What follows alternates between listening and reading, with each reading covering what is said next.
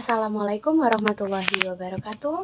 Pertama-tama mari kita panjatkan puji syukur kepada Allah Subhanahu wa Ta'ala, karena berkat limpahan rahmatnya kita semua bisa berkumpul pada presentasi kali ini.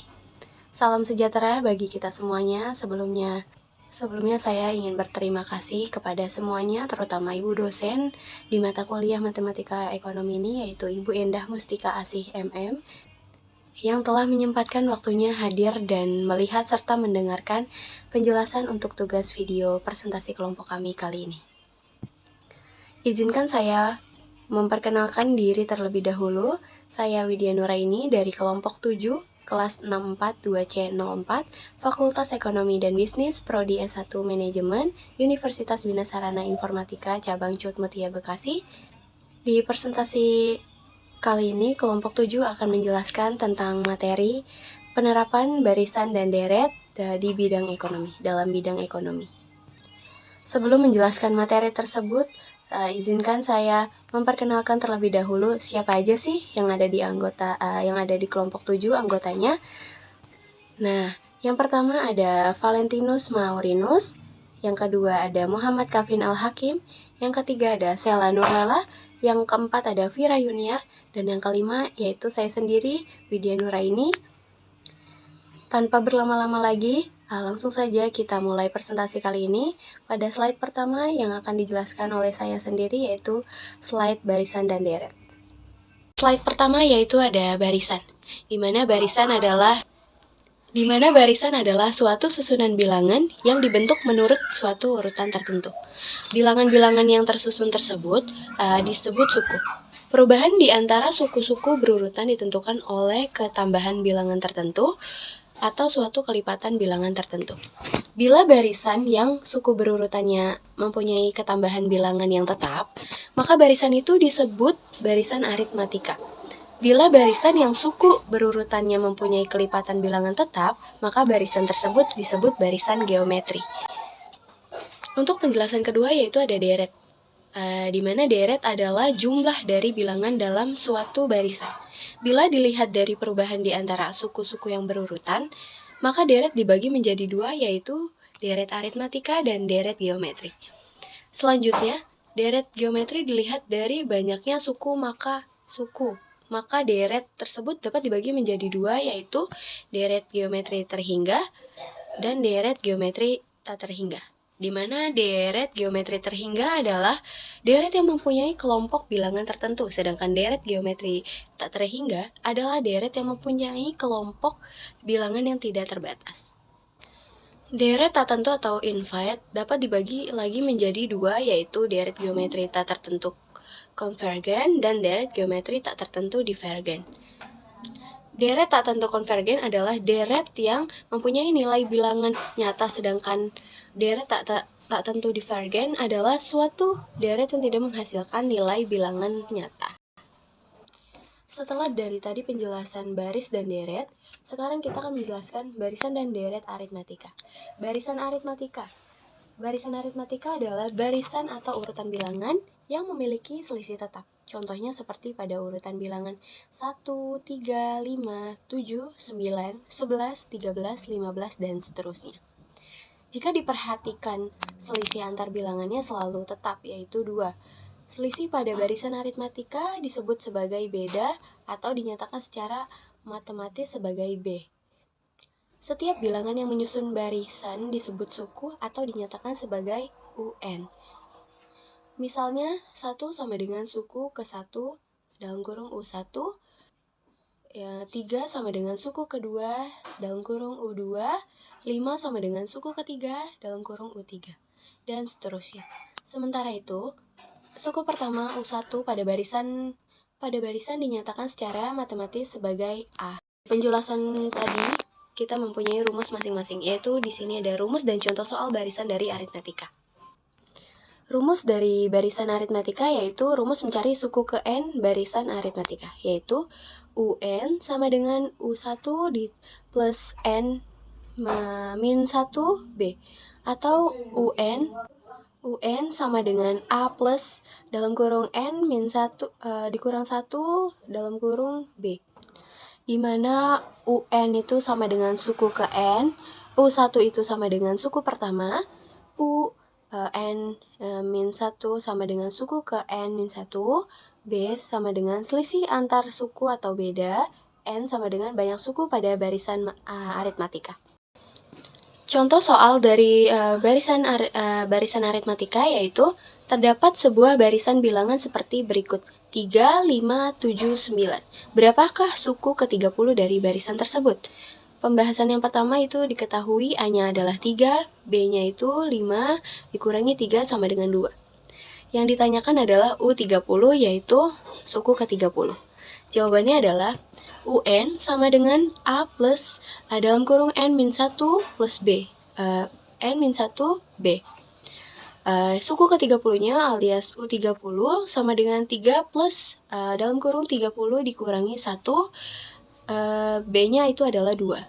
U30 sama dengan 3 plus 29 dalam kurung 29, 2. U30 sama dengan 3 plus 58 sama dengan 61. Jadi jawaban dari soal tersebut, berapakah suku ke-30 dari barisan tersebut? Jawabannya adalah 61. Dan untuk selanjutnya yaitu di mana rumus deret aritmatika. Deret aritmatika adalah jumlah dari suku-suku dalam suatu barisan aritmatika untuk memperoleh jumlah suku-suku ke n, dan dari suatu barisan aritmatika dengan A sebagai suku pertama dan B sebagai beda yang sama, maka rumusnya adalah di sini ada rumus deret aritmatika di mana Sn sama dengan S per n dalam kurung A plus UN, atau Sn sama dengan 1 per 2n dalam kurung 2a plus dalam kurung n dikurangi 1 dalam kurung b, di mana keterangannya adalah n itu adalah jumlah n suku pertama, a itu adalah suku pertama, b adalah selisih antar suku atau beda, dan n banyak suku pada barisan aritmatika. Untuk penjelasan berikutnya akan dilanjutkan ke anggota berikutnya, dilanjutkan oleh Vera Yuniar. Dipersilahkan untuk Vera Yuniar menjelaskan tentang slide selanjutnya. Untuk selanjutnya ada contoh soal deret aritmatika, di mana diketahui sebuah deret aritmatika yang memiliki 8 jumlah suku. Suku pertama dari deret aritmatika ini adalah 5, dan masing-masing suku memiliki beda sebesar 4. Temukan deret aritmatika berdasarkan informasi tersebut, yaitu bisa dijawab dengan cara seperti ini. Sn sama dengan setengah per n 2a plus n dikurang 1 dikali beda. Sn setengah dikali 8, 2 dikali 5 ditambah 8 dikurang 1 dikali 4. Maka Sn sama dengan 4, 10 ditambah 28, dan hasilnya Sn adalah 142.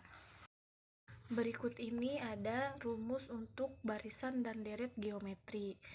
Yang pertama, barisan geometri. Rumus untuk menentukan suku ke n dari barisan geometri bisa menggunakan UN sama dengan A dikali R pangkat n dikurangi 1. Rumus untuk mencari rasio pada barisan geometri yaitu R sama dengan UN plus 1 per UN, di mana keterangannya sebagai berikut.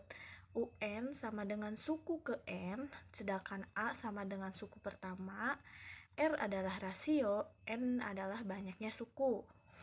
Untuk selanjutnya ada contoh soal barisan geometri, di mana diketahui barisan geometri pecahan sebagai berikut: 1 per 2, 1 per 4, 1 per 8, 1 per 16, dan seterusnya.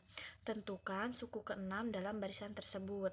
Dalam barisan geometri dengan angka pecahan, kita juga dapat menggunakan rumus umum barisan geometri untuk mencari suku ke n.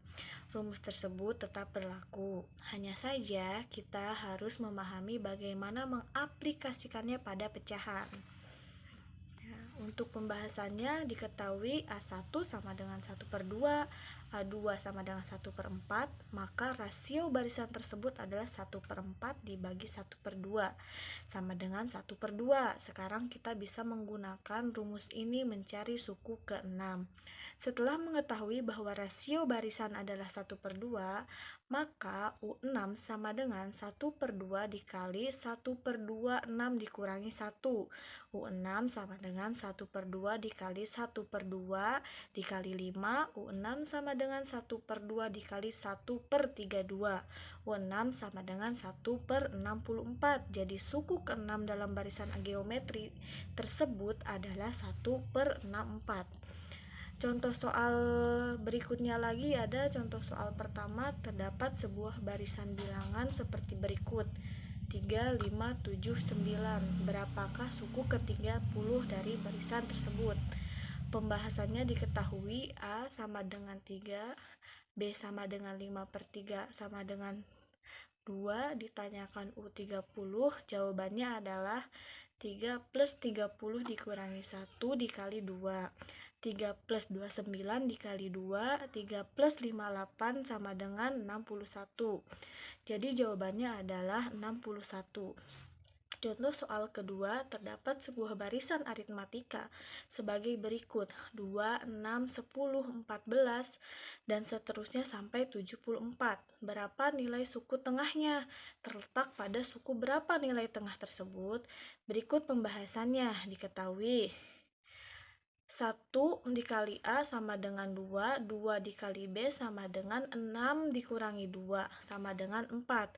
3 sama dengan 74. Ditanyakan T atau sama dengan suku tengah. Jawabannya adalah 38, di mana 1/2 dikali 2 plus 74, 1/2 dikali 76 sama dengan hasilnya 38. Jadi nilai suku tengah dari barisan aritmatika tersebut adalah sebesar 38. Baik, berikut ada contoh soal barisan geometri. Diketahui barisan geometri pecahan sebagai berikut: 1/2, 1/4, 1/8, 1/16, dan seterusnya. Pertanyaannya, tentukan suku ke-6 dalam barisan tersebut. Dalam barisan geometri dengan angka pecahan, kita juga dapat menggunakan rumus umum barisan geometri untuk mencari suku ke n. Rumus tersebut tak berlaku, hanya saja kita harus memahami bagaimana mengaplikasikannya pada angka pecahan.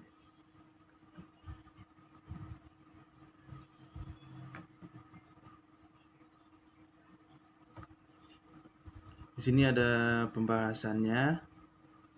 Diketahui A1 sama dengan 1/2 dan A2 sama dengan 1/4.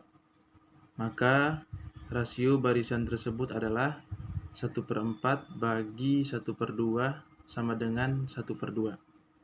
Sekarang kita bisa menggunakan rumus ini untuk mencari suku ke-6 setelah mengetahui bahwa rasio barisan tersebut adalah 1/2.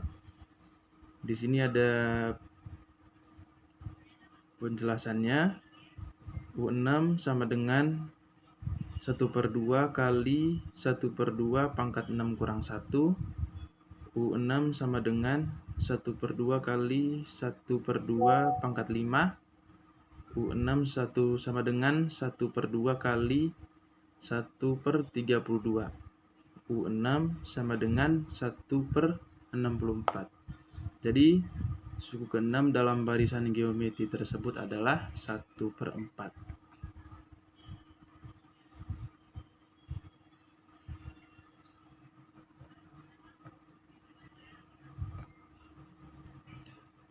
Baik, kita lanjutkan dengan slide berikut. Barisan dan deret geometri. Deret geometri. Deret geometri merupakan hasil penjumlahan pada barisan geometri. Rumus deret hanya menjumlahkan suku-suku pada barisan geometri, hanya sampai suku yang diperintahkan saja. Rumus jumlah n suku pertama deret geometri.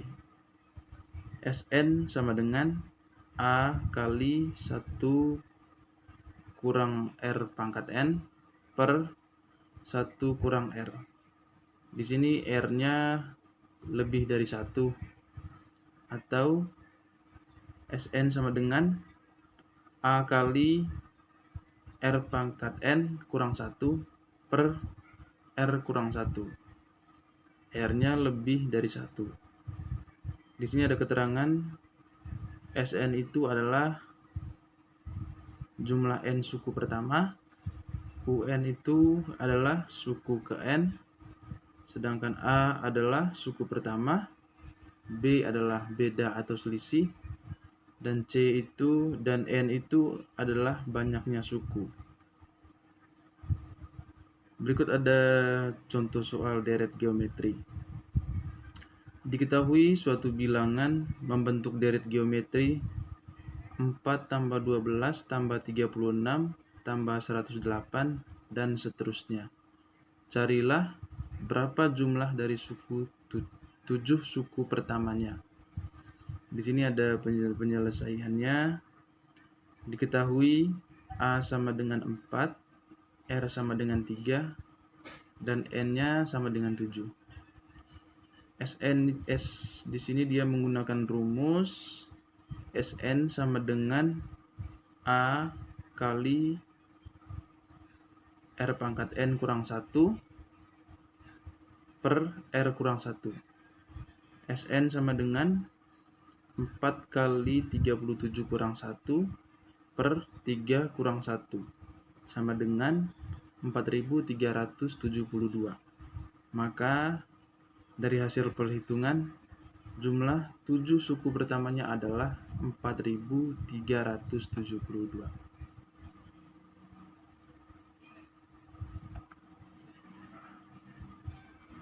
Penerapan barisan dan deret dalam ekonomi. Di bidang bisnis dan ekonomi, teori atau prinsip-prinsip deret sering diterapkan dalam kasus-kasus yang menyangkut perkembangan dan pertumbuhan. Apabila perkembangan atau pertumbuhan suatu gejala tertentu berpola seperti perubahan nilai-nilai suku sebuah deret, baik deret hitung ataupun deret ukur, maka teori deret yang bersangkutan relevan diterapkan untuk menganalisisnya. Penerapan barisan dan deret dalam ekonomi dan bisnis sering kita temukan, terutama dalam bidang keuangan. Bidang keuangan ini meliputi prosedur untuk mengombinasikan antara tingkat bunga dan pertimbangan waktu ke dalam pertanyaan-pertanyaan dialamatkan pada pembayaran pinjaman, nilai dari bermain aset-aset keuangan, dan strategi investasi. Dalam analisis di bidang keuangan, biasanya yang mewakili Mars variabel bebas adalah nilai dan periode waktu dan tingkat bunga, sedangkan untuk mewakili variabel terikat adalah ukuran nilai rupiah berupa nilai dari suatu perkiraan, baik nilai masa datang maupun nilai sekarang, pembayaran periodik yang dibutuhkan dalam suatu investasi, atau pembayaran per periode dari suatu pinjaman. Baik, yang pertama, model perkembangan usaha. Jika perkembangan variabel-variabel tertentu dalam kegiatan usaha, misalnya produksi, biaya, pendapatan, penggunaan tenaga kerja, atau penanaman modal berpola seperti deret hitung, maka prinsip-prinsip deret hitung dapat digunakan untuk menganalisis perkembangan variabel tersebut. Berpola seperti deret aritmatika, maksudnya di sini ialah bahwa variabel yang bersangkutan bertambah secara konstan dari satu periode ke periode berikutnya. Contoh soal model perkembangan usaha. Di sini ada salah satu soal. Perusahaan keramik menghasilkan 5.000 buah keramik pada bulan pertama produksinya. Dengan adanya penambahan tenaga kerja, maka jumlah produk yang dihasilkan juga ditingkatkan. Akibatnya, perusahaan tersebut mampu menambah produksinya sebanyak 300 buah setiap bulannya. Jika perkembangan produksinya konstan setiap bulan, berapa jumlah keramik yang dihasilkan pada bulan ke-12? Berapa buah jumlah keramik yang dihasilkan selama tahun pertama produksinya? Baik, di sini ada penjelasannya. Jumlah keramik yang dihasilkan pada bulan ke-12. Di sini dia menggunakan rumus U12 sama dengan A tambah N kurang 1 kali B. Sama dengan 5.000 tambah 12 kurang 1 kali 300. 5.000 tambah 11 kali 300. 5.000 tambah 3.300 sama dengan 8.300. Jadi, pada bulan kedua, perusahaan tersebut dapat menghasilkan 8.300 buah keramik. Jumlah keramik yang dihasilkan dalam 1 tahun pertama. Di sini dia menggunakan rumus S12 sama dengan N per 12 kali A tambah U12. Sama dengan 12 per 2 kali 5.000 tambah 8.300. Sama dengan N kali 13.300 sama dengan 79.000. Jadi, jumlah keramik yang dihasilkan dalam 1 tahun pertamanya adalah 79.800. Oke, yang kedua ada model bunga majemuk. Model bunga majemuk merupakan penerapan deret ukur dalam kasus simpan pinjam dan kasus investasi. Dengan model ini dapat dihitung misalnya besarnya pengembalian kredit di masa datang berdasarkan tingkat bunganya, atau sebaliknya untuk mengukur nilai sekarang dari suatu jumlah hasil investasi yang akan diterima di masa datang. Adapun rumus bunga majemuk adalah sebagai berikut. Fn sama dengan P dikalikan 1 plus I pangkat N, di mana Fn adalah nilai masa datang, P nilai sekarang, I bunga per tahun, dan N adalah jumlah tahun. Misalkan suatu investasi dari P rupiah pada tingkat bunga I per tahun, maka pendapatan bunga pada tahun pertama adalah PI. Selanjutnya, nilai investasi ini pada akhir tahun pertama akan menjadi P plus PI, sama dengan P dikalikan 1 plus I. Hasil dari P dikalikan 1 plus I dianggap sebagai modal awal pada permulaan tahun kedua, dan pendapatan bunga yang diperoleh adalah P dikalikan 1 plus I dikalikan I, sehingga nilai investasi pada akhir tahun kedua adalah P dikalikan 1 plus I plus P dikalikan 1 plus I dikalikan I, sama dengan P plus PI plus PI plus PII sama dengan P dikalikan 1 plus 2 plus I kuadrat sama dengan P dikalikan 1 plus I kuadrat. Berikut adalah contoh soal bunga majemuk. Jika Bapak Joko mendepositokan uangnya di bank sebesar 30 juta dengan tingkat bunga yang berlaku 12% per tahun dimajemukan, berapa nilai total deposito Bapak Joko pada akhir tahun keempat dan berapa banyak pendapatan bunganya? Penyelesaiannya diketahui P sama dengan 30 juta, I sama dengan 12% atau 0,12, dan N sama dengan 4. Ditanya nilai total deposito Bapak Joko pada akhir tahun keempat dan pendapatan bunganya. Dijawab Fn sama dengan P dikalikan 1 plus I pangkat N.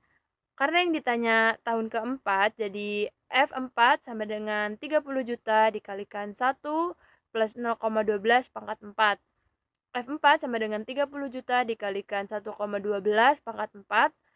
F4 sama dengan 30 juta dikalikan 1,5735196 sama dengan 47.205.580,8. Jadi nilai total deposito pada akhir tahun keempat dan pendapatan bunganya Bapak Joko adalah sebesar 47.205.580,8 rupiah. Selanjutnya ada bunga sederhana dan potongan sederhana. Yang pertama ada bunga sederhana. Bunga dalam teori bisnis merupakan suatu balas jasa yang dibayarkan bila kita menggunakan uang, baik ketika kita meminjam di bank atau perusahaan atau berinvestasi di sana.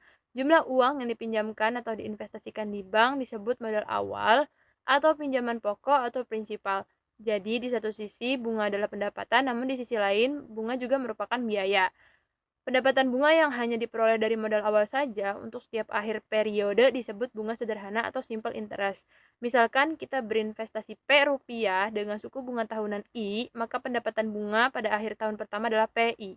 Sehingga nilai akumulasi tahun pertama adalah P plus PI, pada akhir tahun kedua adalah P plus P dikali 2I, pada akhir tahun ketiga adalah P plus P dikali 3i, demikian seterusnya sampai pada akhir tahun ke N, nilai akumulasinya adalah P plus P dikali NI.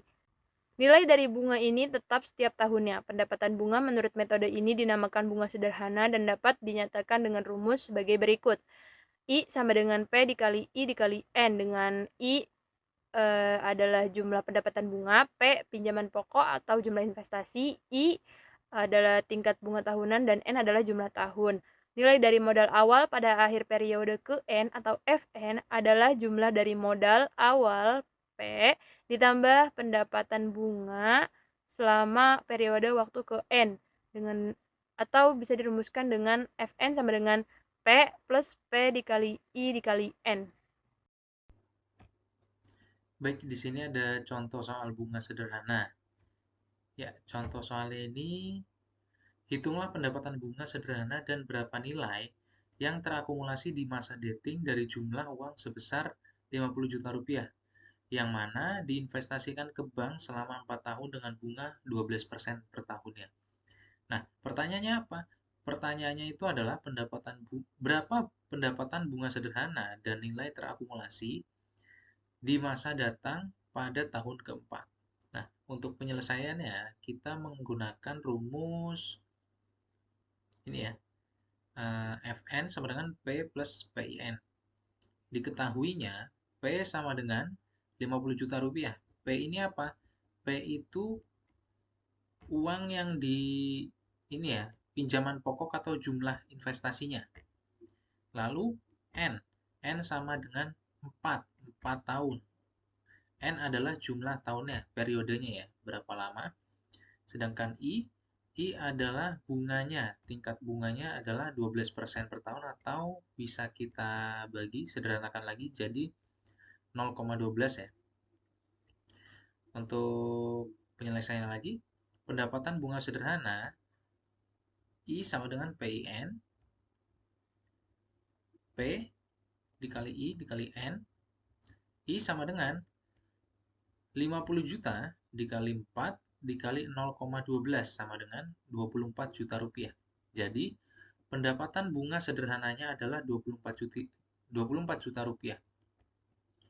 Lalu, nilai yang terakumulasi di masa datang pada tahun keempat adalah kita menggunakan rumus Fn sama dengan P plus P dikali I kali N, PIN. Sama dengan P-nya itu 50 juta ditambah PIN-nya itu yang tadi kita udah cari sama dengan itu 24 juta. Jadi 50 juta dijumlahkan dengan 24 juta, jumlahnya itu 74 juta. Nah, jadi nilai yang terakumulasi di masa datang pada tahun keempat adalah 74 juta rupiah. Lanjut kita ke slide berikutnya. Ini ada potongan sederhana. Potongan sederhana adalah proses yang digunakan untuk memperoleh perhitungan nilai sekarang dari suatu nilai masa dating tertentu. Bila nilai dari masa dating atau dilambangkan dengan Fn, tingkat bunga dilambangkan dengan I, dan jumlah tahun dilambangkan dengan N, telah diketahui, maka rumus untuk memperoleh nilai sekarang disimbolkan dengan P adalah sebagai berikut. Kita bisa menggunakan rumus P sama dengan Fn dibagi 1 plus I dikali N. Atau bisa juga dengan menggunakan P sama dengan Fn 1 dibagi 1 plus IN. Nah, ini P itu apa? P adalah nilai sekarang, sedangkan Fn adalah nilai masa mendatang tahun ke N. I adalah tingkat bunga dan N adalah jumlah tahunnya. Berikut adalah contoh soal potongan sederhana, yaitu, nah di sini berikut ini ya, contohnya ya. Nona Lisa ingin mengetahui berapa banyak nilai uang yang harus diinvestasikan di bank saat ini. Jika tingkat bunga di bank per tahunnya itu 15%, bukan bunga majemuk, supaya pada akhir tahun keempat nilai uangnya menjadi 20 juta, bagaimana caranya? Nah, yang ditanyakan berapa pendapatan bunga sederhana dan nilai yang terakumulasi di masa datang pada tahun keempat. Nah, diketahuinya F4, Fn atau F4 sama dengan 20 juta ya. N periodenya sama dengan 4. I ini adalah tingkat bunga. Tingkat bunganya itu per tahunnya 15%, sama dengan kalau disederhanakan lagi 0,15. Jawabannya, kita menggunakan rumus P sama dengan Fn dibagi 1 plus I kali N. Sama dengan Fn-nya 20 juta dibagi 1 ditambah 0,15 dikali 4. Nah, lalu 20 juta ini, 20 juta dibagi 1,6 sama dengan 12.500.000. Jadi, uang yang harus diinvestasikan Nona Lisa di bank untuk mendapatkan nilai uang pada besar 20 juta di tahun keempat adalah 12.500.000 rupiah. Berikutnya ini ada model pertumbuhan penduduk. Penerapan deret ukur di bidang ekonomi adalah untuk menghitung pertumbuhan penduduk. Sebagaimana dinyatakan oleh Malthus bahwa penduduk dunia tumbuh mengikuti pola deret ukur. Adapun populasi penduduk pada tahun ke N dapat diketahui dengan menggunakan rumus Pn sama dengan P 1 plus I pangkat N. Nah, di mana P ini sebagai populasi penduduk pada tahun basis atau tahun pertama. Pn ini adalah populasi penduduk pada tahun ke N. I adalah persentase pertumbuhan penduduk per tahun, dan N adalah periode waktunya ya, berapa lama. Rata-rata pertumbuhan penduduk di suatu daerah tertentu untuk periode waktu tertentu, jika jumlah penduduknya diketahui dari waktu ke waktu, dapat digunakan rumus I sama dengan akar R1, R2, sampai R seterusnya pangkat N. Yang mana I dilambangkan sebagai rata-rata atau persentase pertumbuhan per tahun untuk 1 tahun sampai dengan N. R1 sampai seterusnya. R1 ini pertumbuhan penduduk pada tahun ke-1 terhadap tahun sebelumnya. Begitupun R2 ya. Sedangkan N adalah periode waktunya. Nah, dari pengertian tadi, berikut adalah contoh soal pertumbuhan penduduk.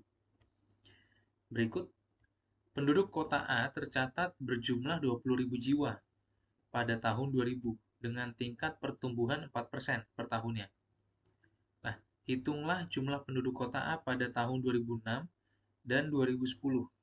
Jadi di sini yang ditanya itu, hitunglah jumlah penduduk kota A pada tahun 2006 dan 2010 ya. Nah, kita cari dulu diketahuinya P. P sama dengan 20.000 jiwa ya. P ini adalah populasi penduduk tahun basis atau tahun pertama. 20.000 jiwa. N sama dengan 2000. N ini periode waktunya ya. Tahunnya tahun 2000. I adalah 4. I ini persentase pertumbuhan penduduknya. Jadi kalau disederhanakan lagi 0,04. Nah, jumlah penduduk kota A pada tahun 2006 kita bisa menggunakan rumus Pn sama dengan P kali 1 plus I pangkat N. P 2006 sama dengan 20.000 dikali 1 plus 0,04 dikurangi 2006 dikurangi 2000. Ini berpangkat ya. Jadi sisanya 6. Lalu P 2006 sama dengan 20.000 dikali 1 plus 0,04 pangkat 6. Pangkat 6 ini didapatkan dari pangkat 2006 dikurangi 2000 ya. Lalu 20.000 dikali 1,04 pangkat 6. Kemudian hasilnya 20.000 dikali 1,2653 sama dengan 25.306. Jadi jumlah penduduk kota A pada tahun 2006 adalah 25.306 jiwa. Lalu kita cari yang kedua, jumlah penduduk kota A pada tahun 2010. Nah, sama rumusnya seperti tadi, PN sama dengan P kali 1 plus I pangkat N.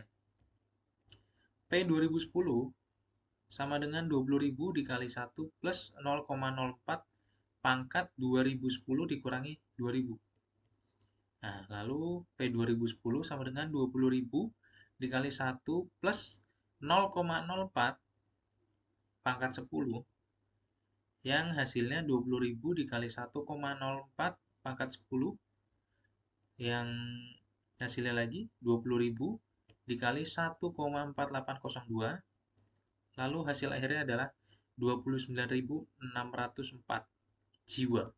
Jadi jumlah penduduk kota A pada tahun 2010 sebanyak 29.604 jiwa.